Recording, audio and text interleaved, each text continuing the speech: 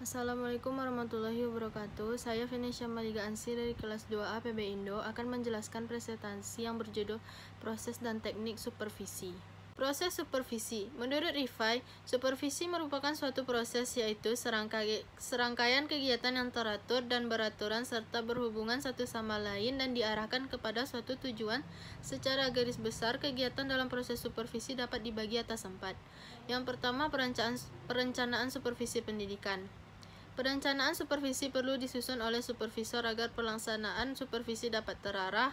Ada beberapa hal yang harus dicantumkan dalam perencanaan supervisi, yaitu yang pertama, tujuan supervisi, yang kedua, alasan mengapa kegiatan tersebut perlu dilaksanakan. Selanjutnya, bagaimana metode atau teknik mencapai tujuan yang telah dirumuskan, siapa yang akan dilibatkan dalam kegiatan-kegiatan yang akan dilakukan, waktu pelaksanaan, dan yang terakhir, hal-hal yang diperlukan dalam pelaksanaannya serta cara memperoleh hal-hal tersebut. Yang kedua, pelaksanaan supervisi pendidikan. Diperlukan pengumpulan data, penilaian, deteksi kelemahan, memperbaiki kelemahan, dan bimbingan dan pengembangan. Yang ketiga, evaluasi. Evaluasi dilakukan untuk mengetahui tujuan yang sudah dicapai, hal-hal yang sudah dilakukan, dan yang belum dilaksanakan. Evaluasi supervisi dilakukan untuk semua aspek, meliputi evaluasi hasil, proses, dan pelaksanaan. Yang keempat, tindak lanjut. Tindak lanjut adalah bagian terakhir dari kegiatan penguasaan proses pembelajaran. Tindak lanjut merupakan justifikasi, rekomendasi, dan evaluasi yang disampaikan pengawas atau kepala kesatuan pendidikan tentang pendidik yang menjadi sasaran kepengawasannya. Ada 3 alternatif tindak lanjut yang diberikan kepada pendidik, yaitu yang pertama, penguatan dan penghargaan diberikan kepada guru yang telah memenuhi standar. Yang kedua, teguran yang bersifat mendidik. Yang terakhir, guru diberi kesempatan untuk mengikuti pelatihan atau penataran lebih lanjut. Yang B, teknik supervisi. Yang pertama, individu.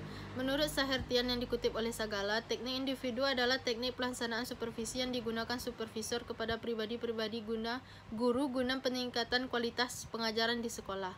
Teknik-teknik individual dapat dalam pelaksanaan supervisi antara lain teknik kunjungan kelas, teknik observasi kelas, percakapan pribadi, intervitasi atau mengunjungi sekolah lain, penyeleksi berbagai sumber materi untuk mengajar, dan menilai diri sendiri.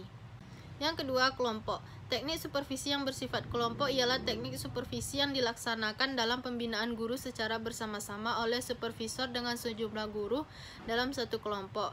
Teknik supervisi yang bersifat kelompok antara lain pertemuan orientasi bagi guru baru, rapat guru, studi kelompok antar guru, diskusi, workshop, tukar-menukar pengalaman. Yang ketiga, langsung.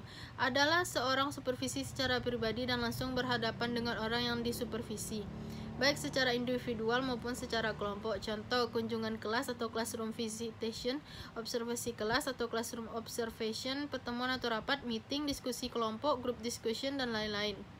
Teknik supervisi langsung menurut Glickman and Gorban dipergunakan ketika guru berada pada tingkat perkembangan yang sangat rendah dalam melaksanakan tugasnya, ketika guru tidak memiliki kesadaran, pengetahuan, atau ketika guru cenderung mematuhi pengawas. Ketika guru tidak memiliki keterlibatan dalam pengambilan keputusan dan pengawas dilibatkan dalam pengambilan keputusan. Ketika supervisor memiliki waktu untuk mengadakan pertemuan dengan guru-guru, ketika supervisor memiliki komitmen memecahkan berbagai isu sementara guru tidak, dan ketika berbagai keputusan tidak menjadi perhatian guru, sementara guru menyukai supervisor membuat keputusan. Yang keempat, tindak langsung. Adalah seorang supervisor tidak secara langsung atau indirect method menghadapi atau berhadapan dengan orang-orang yang disupervisi tetapi mempergunakan berbagai alat atau media komunikasi, contohnya melalui radio, televisi, surat, papan pengumuman, dan lain-lain. Baiklah, sekian presentasi dari saya. Jika ada kesalahan mohon dimaafkan. Assalamualaikum warahmatullahi wabarakatuh.